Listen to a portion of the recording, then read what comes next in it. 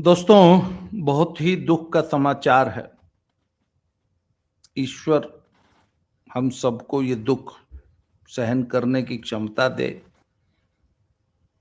सुना है कि इकोनॉमी देवी नहीं रही, मर गई। कल राहुल जी ने बताया पूरे देश को, उनको ट्रंप साहब ने बताया था। मेरा तो उधर रोना नहीं रुक रहा है अवनीश भाई, मेरा तो लंगोट भीग गया रोते रोते। सर मेरी रुमाल, economy is dead sir, economy is dead. ये सर रुमाल से काम नहीं चलेगा सर, तौलिया लीजिए बड़ा वाला। Economy is dead sir. कैसे सर? कल तक तो हट्टी कट्टी थी, कैसे मर गई सर? सर मोहब्बत मर गई, मुझको भी गम। ओहो, मोहब्बत मर गई, मुझको भी गम। हाँ, मेरे अच्छे दिनों की आशना थी। हाँ। इस देश में 140 करोड़ देशवासियों के अच्छे दिन चल रहे हैं, लेकिन एक ऐसा खानदान है जिसमें एक लड़के का नाम राहुल विंची है, एक वाड्रा है और एक एंटोनियो माइनो है। उनके अच्छे दिन नहीं चल रहे हैं सर। इसलिए हमारे यहाँ देशज में कहावत है, नानी मर गई, लेकिन उस खानदान की इकोनॉमी मर गई। और कल संसद से निकलने के बाद एलओपी, दुर्भाग्य से इस देश के राहुल विंची ने जब ये कहा ट्रंप के हवाले से कि भारत की इकोनॉमी इज डेड या Indian economy is a dead economy, तो उसने कहा मैं खुश हूं, आई एम ग्लैड। और जब वो बाइट दे रहा था, ठीक उसके पीछे पीली साड़ी में उसकी बहन वाड्रा और उसका पालतू पर्सनल नौकर केसी वेणुगोपालन, वो दोनों खड़े थे। हमने आपसे पिछली बातचीत में एक वीडियो में ये कहा था और आपने उसका टाइटल भी बड़ा शानदार बनाया था, थंबनेल पर भी वो बात गई थी, दर्शकों को याद होगा कि 10 जनपद का ये खानदान, ये परिवार अपनी ही कांग्रेस पार्टी में अलग थलग पड़ रहा है, एकाध पालतू घरेलू नौकरों को छोड़ के। इसका साक्ष्य दे रहा हूं सर, इसके साक्ष्य रोज आ रहे हैं, लेकिन सबसे नवीनतम साक्ष्य अगर मैं आपके सामने रख दूं सर, तो जो भारतीय अर्थव्यवस्था के बारे में इस व्यक्ति ने कल कहा, उसी संसद से निकलने के बाद इसी विंची खानदान के पार्टी की एक सांसद, पार्टी के एक सांसद जिनका नाम राजीव शुक्ला है, मैं वहीं से जवाब दे रहा हूं कि एक तरफ राहुल गांधी ट्रंप की इस बात को आगे बढ़ाता है और खुश होता है, और दूसरी तरफ आपके दर्शक जरा इसे सुन लें। ये है सर ट्रंप का ये कहना कि भारत और रूस की इकोनॉमी डेड है, एकदम गलत बात है।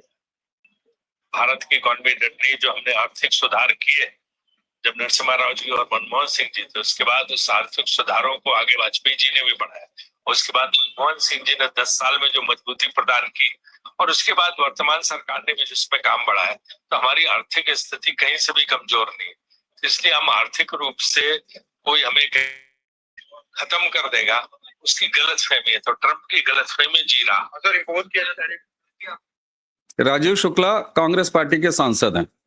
मालिक कहता है कि हाँ, ट्रंप ने सही कहा, भारत की इकोनॉमी डेड है और मैं खुश हूं।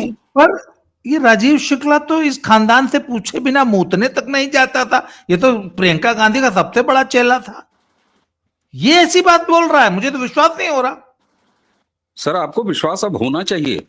आज से कई दिन पहले हमारी आपकी बातचीत में जब हमने कहा कि ये परिवार, ये खानदान अलग थलग पड़ रहा है, कांग्रेस पार्टी के अंदर का सबसे बड़ा डेवलपमेंट मानूंगा। ये शशि थरूर से ज्यादा बड़ी घटना है कांग्रेस के अंदर। जी जी, एक ही कैंपस सेंट्रल विस्टा का, एक ही संसद जी, एक लोकसभा से निकलता है, दूसरा राज्यसभा से निकलता है। एक लीडर ऑफ अपोजिशन है, कांग्रेस पार्टी का मालिक है, और दूसरा कांग्रेस पार्टी का एक सांसद है, उस परिवार का स्वामी भक्त। कभी सवाल ये होता है सर, ऐसा क्यों हो रहा है? इसके बड़े मायनों में जाइए, और जाने से पहले एक चीज और, संसद के बाहर जब राहुल विंची बाइट दे रहा था,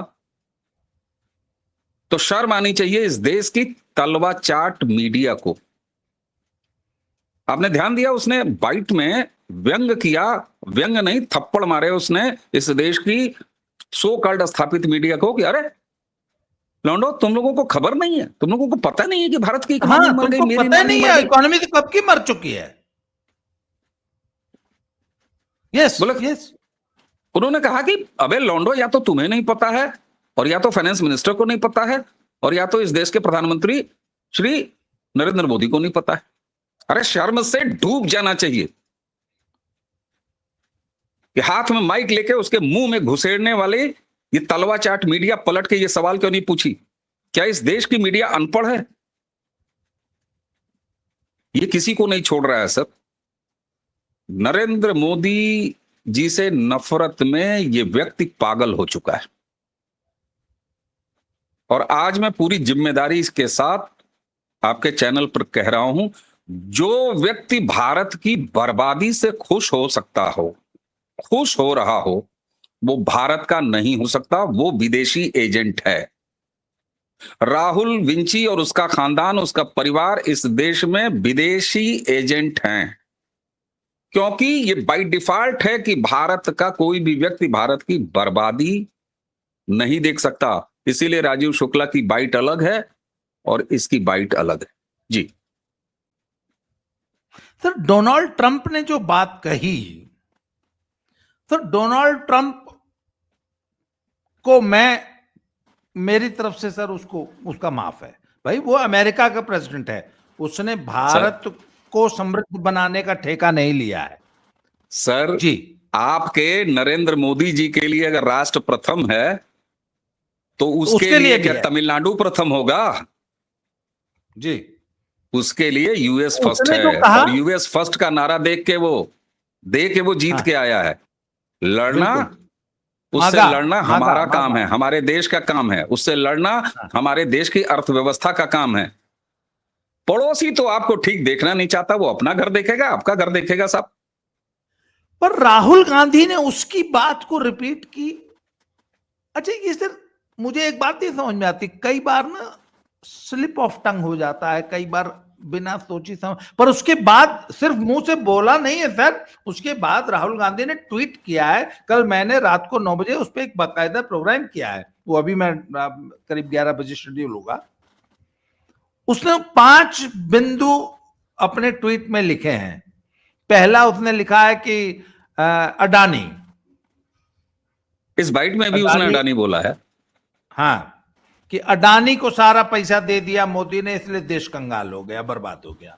उसके बाद दूसरा जो उसने कारण बताया है कि डिमोनेटाइजेशन और गलत जीएसटी लागू करने की वजह से देश बर्बाद हो गया। तीसरा उसने एमएसएमईज को बताया है कि उसकी वजह से देश बर्बाद हो गया। चौथा उसने बताया है कि वो शायद चौथा बताया कुछ और, पांचवा बताया कि किसानों को जो है क्रश कर दिया गया, और इस देश में का युवा बर्बाद है क्योंकि देश में जॉब्स नहीं है। तो दूसरी तरफ पूरी दुनिया ये कह रही है भाई 6.5 से 7% जीडीपी की ग्रोथ है, इस वक्त चौथे नंबर की विश्व की इकोनॉमी है, और बहुत जल्दी 2 साल के अंदर तीसरे नंबर की विश्व की सबसे बड़ी इकोनॉमी बन जाएगी। एक और मैं दर्शकों को याद दिला दूं कि एक पीछे एक आकलन आया था कि किन देशों में आने वाले बहुत निकट भविष्य में 1-2 वर्षों के अंदर, या बल्कि 2025 के ही अंत तक रिसेशन और डिप्रेशन आने की प्रबल संभावना है। उसमें कनाडा, अमेरिका, यूरोप जैसे बड़े बड़े देश जो हैं, कॉन्टिनेंट्स और देश, उनमें वो संभावना 60 से लेकर 80-90% तक थी, और भारत में रिसेशन आने की संभावना 0% बताई गई थी। इसके बावजूद ये आदमी कह रहा है कि इंडियन इकोनॉमी इज डेड। अच्छा, ये क्या आपको नहीं लगता कि ये 140 करोड़ लोग हम लोगों से कहते फिर रहे हैं कि अरे यार देश छोड़ के मत जाओ, अब अभी तो देश का स्वर्ण काल शुरू हुआ है, अरे यार अपनी जमीन जायदाद हवेली बेच के कनाडा मत जाओ। हम लोगों को बोलते हैं कि अरे एक समय आएगा तुम लोग सब 50-50 लाख रुपया वहां से बेच के लगा के 50 लाख रुपया खर्च करके भारत आओगे, रिक्वेस्ट करोगे कि किसी तरह भारत ले ले हमको। इतना स्वर्ण काल भारत का आ रहा है। और ये आदमी, आपको नहीं लगता ये 140 करोड़ लोगों के मनोबल को तोड़ने की साजिश है? जी सर, सावन का महीना चल रहा है। दूसरे संदर्भ में कहावत कही जाती है कि सावन के अंधे को सब हरा हरा दिखता है। मैंने शुरुआत में जो बात कही, ये इकोनॉमी बर्बाद हुई है 10 जनपद खानदान की। दर्शकों, 140 करोड़ देशवासियों की इकोनॉमी कैसे आगे बढ़ रही है। राहुल गांधी को अंक गणित भी नहीं आती, उसको तमाम चीजें और नहीं आती, उसको गणित पढ़ना भी नहीं आता। अमेरिका के राष्ट्रपति ट्रंप, जिनकी खुद की जीडीपी ग्रोथ 1.4 है, वो 1.5 है, और वो 6.4 जीडीपी ग्रोथ वाले भारत को कह रहे हैं कि डेड इकोनॉमी है। ट्रंप कहेंगे, ट्रंप को कहना चाहिए भाई, उनकी अपनी अर्थव्यवस्था गड़बड़ हो रही है। पाकिस्तान में जो उन्होंने एक चौकीदार बैठाया था, जिसको वो कहते थे कि पाकिस्तान का एटम संयंत्र है, एटम इस्टेब्लिशमेंट है, जबकि मैंने शुरू से कहा है, ऑपरेशन सिंदूर शुरू होने के तुरंत बाद से पहले दिन से मैं ये कहता रहा हूं कि पाकिस्तान कभी भी परमाणु संपन्न देश नहीं था। अमेरिका ने वहां पर अपना न्यूक्लियर बेस बनाया था, जिसकी सिर्फ चौकीदारी पाकिस्तान के हाथ में थी। आपने ऑपरेशन सिंदूर के दौरान अमेरिका पर चोट किया, आपने चाइना पर चोट किया, आपने तुर्की पर चोट किया, और प्रधानमंत्री ऑपरेशन सिंदूर के बाद जब देश से संबोधित हो रहे थे तो उन्होंने कहा था कि अब कोई एटमी ब्लैकमेलिंग नहीं चलेगी। और अभी 2 दिन पहले ऑपरेशन सिंदूर की चर्चा का पटाक्षेप करते हुए उन्होंने लोकसभा में फिर इस बात को दोहराया कि एटमिक ब्लैकमेलिंग अब नहीं चलेगी। कई फ्रंट पर, आर्थिक फ्रंट पर घिरे हुए हैं ट्रंप अपने देश में, सामरिक फ्रंट पर वो पाकिस्तान में भारत के हाथों पिट चुके हैं। अमेरिका के जितने भी वेपन और जितने भी सिस्टम दिए गए थे उसको हमने पीटा है। तो आप मुझे ये बताइए, जो आदमी घरेलू अपनी अर्थव्यवस्था को लेकर इतना परेशान हो, तो ट्रंप एक बिजनेसमैन है और वो लगातार अमेरिकी फर्स्ट की भावना से जी रहे हैं। ट्रंप, जैसा आपने कहा कि ट्रंप का कोई दोष नहीं है, ट्रंप ये नहीं बोलेंगे तो और क्या बोलेंगे। और सर, भारत जब वाकई बदहाल था, भारत जब वाकई कटोरा लेके घूमता था इन कांग्रेसी शासनों में, ये किसी गांव में कोई घर निर्बल हो, निरीह हो, बेचारा हो, बर्बाद हो रहा हो, तो उसके ऊपर किसी की नजर क्यों जाएगी सर। उगते सूरज के ऊपर प्रहार होता है। और भारत के खिलाफ मैं हमेशा कहता हूं कि आर्थिक फ्रंट पर आपके दुश्मन जितने ज्यादा बढ़े, आपको ये मानना चाहिए, भरोसा होना चाहिए कि हम सही कर रहे हैं, हम सही जा रहे हैं। सवाल फिर वापस आ जाते हैं, सर इस परिवार की दिक्कत क्या है और कैसे ये परिवार अपनी ही कांग्रेस पार्टी की लाइन से अलग है। केवल इस परिवार का एक एजेंडा है और निश्चित रूप से ये सिद्ध करता है मेरी बात कि ये परिवार भारत में विदेशी एजेंट है। ये अलग बात है कि बहुत सारी ऐसे घटनाएं हुई हैं इतिहास में कि उनके जीते जी वो एजेंट रहे हैं, नहीं पहचाना गया। ऐसा हुआ है। सोनिया गांधी का अकेले एंटोनियो माइनो का पदार्पण इस देश में देख लीजिए, उसके बाद अकेले गांधी खानदान के अंदर की स्थिति देख लीजिए। मैं उसकी डिटेल पे नहीं जाऊंगा, मैं संजय गांधी पे नहीं जाऊंगा, मैं इंदिरा गांधी पे नहीं जाऊंगा, मैं राजीव गांधी पे नहीं जाऊंगा। दर्शक समझ रहे हैं, इस अकेले वेटिकन की प्रतिनिधि महिला की इस खानदान में एंट्री के बाद, और क्या विश्व में ऐसी कहानियां हैं नहीं कि उनके पूरे जीवन काल में उनको एक्सपोज ही नहीं किया जा सका। मैं इस देश का सौभाग्य मानता हूं और इसीलिए कहता हूं कि 2014 में इस देश में केवल एक राजनीतिक सत्ता परिवर्तन नहीं हुआ, एक सांस्कृतिक सत्ता परिवर्तन हुआ सर। एक कल्चरल रेवोल्यूशन के दौर में हम जी रहे हैं 2014 से। आप कल्पना कीजिए कि अगर 2014 में नरेंद्र मोदी की सरकार नहीं आई होती तो आपके पास एक ऐसा खानदान था जो मान के बैठा हुआ है कि Indian economy is a dead economy, जो चाइना के साथ समझौता करके बैठा हुआ है और आज तक बताने की औकात नहीं है कि वो समझौता क्या है। सर, अब इस देश को, एक एक जन को, एक एक व्यक्ति को ये पता हो जाना चाहिए कि ये भारत का परिवार नहीं है, ये भारत में रहा, सत्ता भोगने वाला, भोगता रहा 2014 तक, ये विदेशी एजेंट हैं। अब इसमें किसी को शक शुबा नहीं हो। मैं कांग्रेस पार्टी को चैलेंज करता हूं कि मेरे खिलाफ मुकदमा करा दो मुकदमा, मैं साक्ष्य दूंगा।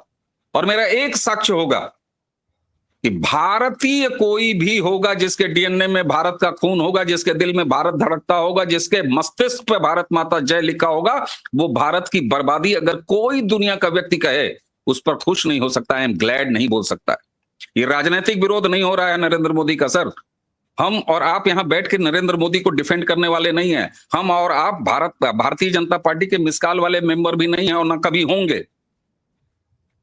लेकिन अब ये भारत विरोध है, ये नरेंद्र मोदी का विरोध नहीं है। तुम नरेंद्र मोदी का विरोध करो, हमें कोई मतलब नहीं है, लेकिन भारत के विरोध का सपना भी देखोगे, भारत को बर्बाद करने का सपना भी देखोगे तो तुम्हारी बर्बादी तय है।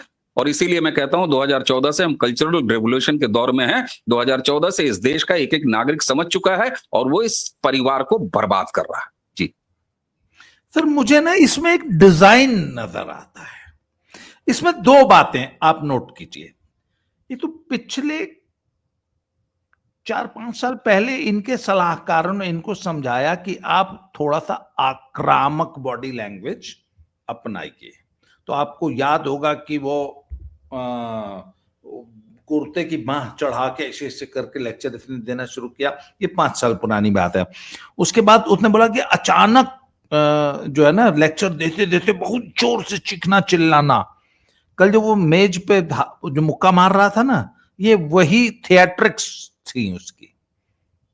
एक तो पहला ये आक्रामक, इसकी ब्रांडिंग करने वालों ने बोला कि तुमको मोदी के सामने आक्रामक दिखना है, जिससे लोगों को ये मैसेज आए कि नहीं, ये आदमी मोदी से लड़ रहा है या यही लड़ सकता है। पहली ब्रांडिंग। तो दूसरी जो ये बदतमीजी भरी भाषा बोलता है जानबूझकर, ऐसी बात नहीं है। ही वेरी वेल अंडरस्टैंड्स कि पार्लियामेंट्री लैंग्वेज क्या होती है। आपको ध्यान, सर एक बात बताऊं आपको, लालू प्रसाद ने जो अपनी छवि गढ़ी थी वो जानबूझ के गढ़ी थी, क्योंकि वो जिस वोट बैंक को एड्रेस करते हैं ना, वहां शशि थरूर जैसे चेस्ट अंग्रेजी बोलने वाले सोफिस्टिकेटेड चॉकलेटी किस्म के लोग इंप्रेस ही नहीं होते करते उस वोट बैंक को। इसलिए लालू ने वही दतुअन कर रहे हैं, सतुआ घोल के पी रहे हैं, गाय दू रहे हैं, जानबूझ के गंवाई भाषा बोल रहे हैं बिहारी टोन में, विदूषक की छवि, वो अपने आप को आम पब्लिक जैसा, जो कि केजरीवाल ठगने की है, 5 रुपए का पेन, सैंडल और गंदा सा मफलर, आम आदमी। सर इसने बदतमीजी वाली भाषा बोल के ना, और Indian economy is dead. Pakistan के थे, इसका क्या प्रूफ है? पाकिस्तान को क्लीन चिट देना, कितने एरोप्लेन गिराए तुम्हारे पाकिस्तान ने।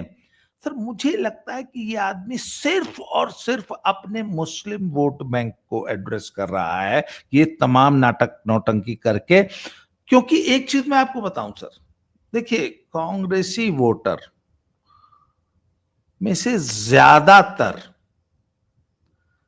सर वैचारिक मतभेद हो सकते हैं सर कांग्रेसी वोटर देशद्रोही नहीं है। उसकी कुछ वैचारिक हमसे मत भिन्नता हो सकती है, पर अधिकांश जो हिंदू कांग्रेसी वोटर है ना सर, और आखिर बताइए भाजपा जो 40, 45, 48, 50% वोट पे पहुंची है, तो कांग्रेसियों ने ही तो, कांग्रेसी वोटर ही तो भाजपा ही बना। पर सर ये जो मुस्लिम वोट बैंक को he is trying to win them back from parties like SP and Lalu Prasad. ये जानबूझ के इस प्रकार की बदतमीजी भरी भाषा और जानबूझकर इंडियन इकोनॉमी तो मर चुकी है, फिर ये भाषा कुछ एक खास मजहबी लोगों के अलावा और किसको अच्छी लग सकती है, आप बताइए मुझे। ठीक सर, देखिए ऐसा है, एक तो उस परिवार का सत्ता विहीन होना ये उसे बर्दाश्त नहीं है। मैं आऊंगा हाँ। आपके उस एंगल पर भी आऊंगा। दूसरा, जब वो परिवार सत्ता विहीन है तो दरअसल इकोनॉमी उनकी बर्बाद हुई है, डेड हुई है, इसलिए वो कह रहा है। दूसरी चीज, आपने जिन सलाहकारों की बात की, अराजक, एग्रेशन, क्रांति, लड़ जाओ, तो व्यवस्था से भिड़ जाओ, कुछ प्रो याद आया? Pakistan, pro Pakistan, against India, against India, हाँ, क्रांति, इस्टेब्लिश व्यवस्था से लड़ जाओ, भिड़ जाओ, अराजक भाषा बोलो, क्रांति, कुछ याद आया? राहुल गांधी की कोठरी इस समय पूरी तरीके से कम्युनिस्टों से भरी हुई है। राहुल गांधी की स्क्रिप्ट कम्युनिस्ट लिख रहे हैं, राहुल गांधी कम्युनिस्टों की भाषा बोल रहे हैं। ये भाषा, ये लहजा, ये तेवर, ये सब कुछ कम्युनिस्ट क्रांति की जो फर्जी अवधारणा है वहां से निकल के आती है। व्यवस्था से लड़ना, सो कॉल्ड क्रांति करना, और लाल सलाम उनका नारा है। लाल सलाम वालों का हरी किताब वालों से क्या संबंध है? इसीलिए मैं हमेशा लिखता रहा हूं, लाल सलाम नहीं बल्कि इनका दरअसल प्रैक्टिकल नारा है लाल अस्सलाम। और जिस तरीके से अब्राहमिक जो रिलीजन है उनमें से हरा रिलीजन एक किताब से आता है, तो कम्युनिज्म भी मार्क्सवाद नाम की एक किताब से आता है। और इसलिए मैं कम्युनिज्म को एक विचारधारा नहीं बल्कि एक मजहब कहता हूं, एक रिलीजन कहता हूं, वो भी एक किताबी मजहब।